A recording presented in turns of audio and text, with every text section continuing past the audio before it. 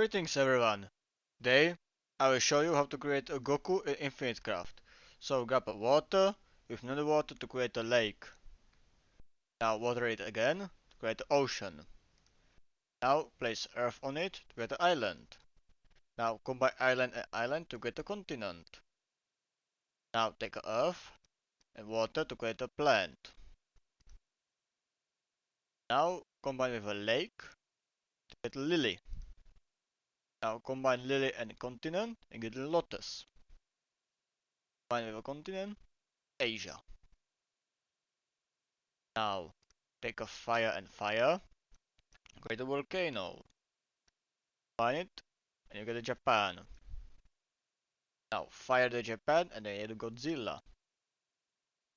Now combine it, lily, monster.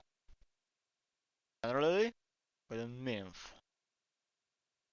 Now take another lily, and Narcissus. Combine with a Japan and the anime. Now take a Godzilla and Lotus. Create Buddha. Now combine these together and do the Goku. And that's it. I hope you enjoyed, and I will see you later. Bye.